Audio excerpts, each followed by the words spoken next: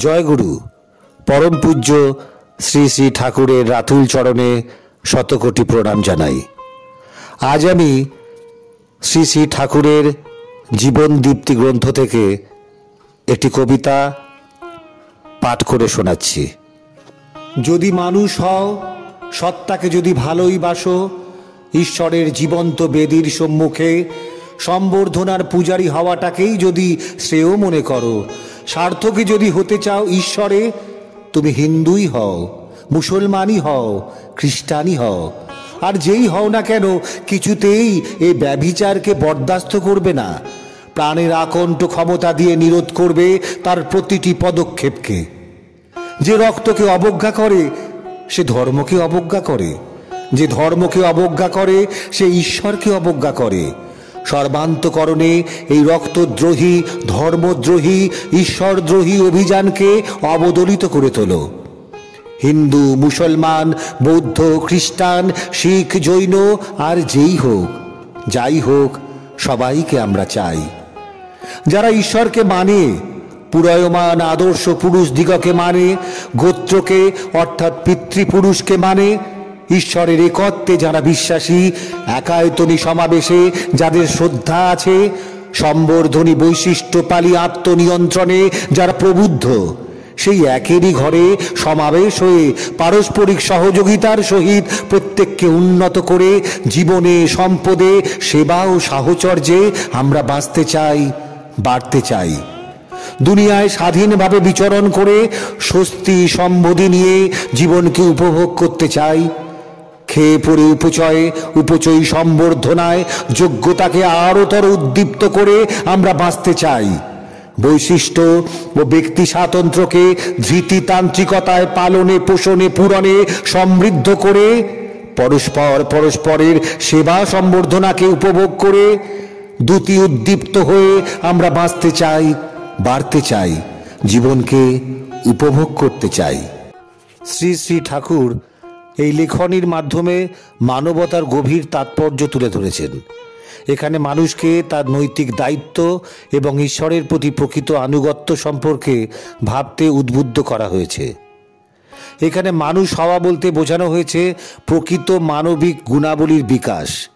ঠাকুর বলতে চেয়েছেন মানুষের প্রকৃত স্বরূপ হল মানবতা এবং ন্যায়ের পথে থাকা। আর সত্তাকে ভালোবাসা বলতে বোঝানো হয়েছে নিজের আত্মাকে শুদ্ধ রাখা এবং ন্যায় ও সত্যের প্রতি আনুগত্য রাখা।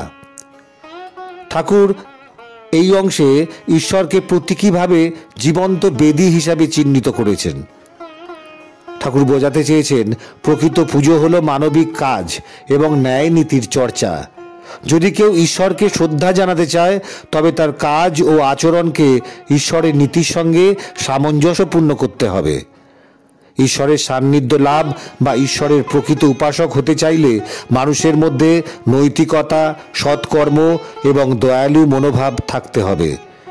শুধু প্রার্থনা বা ধর্মীয় আচার অনুষ্ঠান দিয়ে নয়, কর্মের মাধ্যমে ঈশ্বরের কাছে সার্থক হওয়া যায়। এখানে ধর্ম বর্ণ নির্বিশেষে মানুষের সমতা এবং অভিন্ন মানবিকতার কথা বলা হয়েছে। ঠাকুরের দৃষ্টিতে মানুষের নৈতিকতা এবং আচরণই তার প্রকৃত পরিচয়, তার ধর্ম নয়। ঠাকুর স্পষ্ট করে দিয়েছেন যে মানব জীবনে কোনো অবস্থাতেই অনৈতিক কাজ, যেমন কোনো ব্যভিচার বা কোনো ধরনের অন্যায় সহ্য করা উচিত নয়। এটিকে ঈশ্বরের এবং মানবতার প্রতি বড় অবমাননা করা হয়। ঠাকুর বলেছেন ধর্মীয় পরিচয়ের বাইরে এসে মানুষকে মানবিক হতে হবে। ঈশ্বরের প্রতি প্রকৃত শ্রদ্ধা হল নৈতিক ও সৎ জীবনযাপন করা। অন্যায় এবং ব্যভিচারকে কোনো অবস্থাতেই সমর্থন করা উচিত নয়। এটি মানবিক মূল্যবোধের সাথে ঈশ্বরের প্রতি আস্থা ও আনুগত্যের গভীর সম্পর্ক তুলে ধরে। ঠাকুর গভীর মানবিকতা ও ঐক্যের কথা বলেছেন। এখানে রক্ত, ধর্ম ও ঈশ্বরের মধ্যে একটি পরম্পরাগত সম্পর্ক তৈরি করে মানবজাতির প্রতি দায়বদ্ধতা ও শৃঙ্খলা বজায় রাখার আহ্বান জানিয়েছেন। ঠাকুর বলেছেন যে আমাদের আত্মার গভীর শক্তি এবং নৈতিক ক্ষমতার মাধ্যমে নিজের প্রতিটি পদক্ষেপ বা কাজকে নিয়ন্ত্রণ করতে হবে। এখানে আত্মনিয়ন্ত্রণ ও আত্মশুদ্ধির আহ্বান রয়েছে, যা মানবিকতার মূল ভিত্তি। এখানে রক্ত বলতে বোঝানো হয়েছে মানব জাতির সাধারণ সূত্র, যা আমাদের সবার মধ্যে একটি অভিন্ন সংযোগ। এই সংযোগ অবজ্ঞা করা মানে নিজের অস্তিত্ব এবং মানব জাতির ঐক্যকে অস্বীকার করা, আর মানব জাতির প্রতি দায়বদ্ধতা অস্বীকার করলে তা ধর্মীয় নীতির বিরোধিতা। ধর্ম এখানে শুধু একটি বিশেষ সম্প্রদায়ের বিশ্বাস নয়, বরং মানবিক মূল্যবোধের প্রতীক। ধর্মের মূল নীতি হল সত্য, ন্যায় এবং মানব কল্যাণ। সুতরাং ধর্ম অবজ্ঞা করা মানে ওই ঈশ্বরীয় নীতিগুলোকে অস্বীকার করা, যা জীবনের উচ্চতর উদ্দেশ্যের বিরোধিতা। ঠাকুর এখানে মানব জাতির মধ্যে যে বিভেদ এবং বিদ্বেষ তৈরি হয়েছে তা পরিবর্তনের আহ্বান জানিয়েছেন। এই রক্তদ্রোহী বলতে বোঝানো হয়েছে যারা মানবতার ভিত্তি নষ্ট করে। ধর্ম ও ঈশ্বরের প্রতি তাদের বিদ্রোহ মানে তারা ন্যায় ও মানবিকতার শত্রু। ঠাকুর তাদের দৃষ্টিভঙ্গি ও কাজের রূপান্তরের আহ্বান জানিয়েছেন। এখানে ঠাকুর ধর্মীয় পরিচয়ের ঊর্ধ্বে গিয়ে মানবিক ঐক্যের কথা বলেছেন। তিনি বলেছেন, কোনো ধর্ম, জাতি বা সম্প্রদায়ের প্রতি বিদ্বেষ রাখা উচিত নয়। সব মানুষের স্থান একত্রে এবং সবার জন্য সমান ভালোবাসা থাকা উচিত। ঠাকুর এখানে ঈশ্বরকে মানা বলতে সর্বশক্তিমান বা পরম সত্যের প্রতি বিশ্বাস রাখতে বলেছেন। ঠাকুর এমন একটি সমাজের কথা বলেছেন যেখানে মানুষ ঈশ্বরের ন্যায় নীতির প্রতি আনুগত্যশীল এবং তার নির্দেশনায় জীবন পরিচালিত করে। ঈশ্বরকে মানা মানে জীবনের উচ্চতর উদ্দেশ্য এবং নৈতিকতা অনুসরণ করা। আদর্শ পুরুষ বলতে বুঝিয়েছেন এমন মানুষকে যারা ন্যায়ের পথে চলেন, সমাজের কল্যাণে নিজেদের উৎসর্গ করেন এবং ঈশ্বরের নীতিগুলি জীবনে পালন করেন। তাদের প্রতি শ্রদ্ধা রাখা মানে সমাজে সঠিক পথপ্রদর্শকের সম্মান করা। এই শ্রদ্ধা সমাজকে সুসংহত ও স্থিতিশীল করে তোলে। পিতৃপুরুষের প্রতি শ্রদ্ধা বলতে ঠাকুর বুঝিয়েছেন ঐতিহ্য, সংস্কৃতি এবং পূর্বপুরুষদের নৈতিক আদর্শকে মূল্য দেওয়া। এর মাধ্যমে তিনি বলতে চেয়েছেন আমাদের শিকড়কে ভুলে গেলে চলবে না। পিতৃপুরুষের থেকে পাওয়া জ্ঞান ও শিক্ষার ভিত্তিতে আমাদের ভবিষ্যৎ নির্মাণ করতে হবে। এখানে ঈশ্বরের একত্ব বলতে বোঝানো হয়েছে এক ঈশ্বরের ধারণা, যা সৃষ্টির মূল এবং যা সমস্ত মানুষকে সংযুক্ত করে। এই বিশ্বাস মানুষের মধ্যে বিভাজন দূর করে এবং ঐক্যের ভিত্তি স্থাপন করেন। এই ঐক্যত্বে বিশ্বাসী হলে সমাজে শান্তি ও সহযোগিতা প্রতিষ্ঠিত হয়।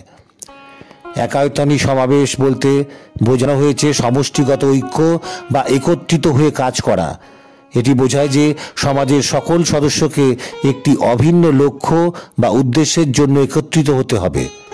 এই ধরনের সমাবেশ পারস্পরিক শ্রদ্ধাবোধ এবং সহযোগিতার ভিত্তি স্থাপন করে।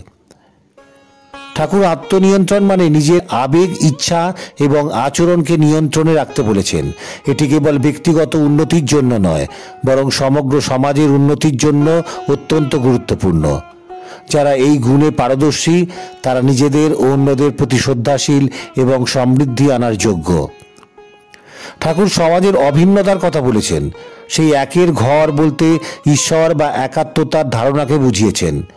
ঠাকুর বলেছেন ঐক্যের মঞ্চে একত্র হয়ে পরস্পরকে সহযোগিতা করতে হবে, যাতে সবাই ব্যক্তিগত, সামাজিক এবং নৈতিকভাবে উন্নত হতে পারে। ঠাকুর একটি ভারসাম্যপূর্ণ জীবনযাত্রার কথা উল্লেখ করেছেন, যেখানে ব্যক্তির জীবন, অর্থনৈতিক সম্পদ, মানব সেবা এবং সামাজিক বন্ধনগুলোর মধ্যে সমন্বয় সৃষ্টি করবে।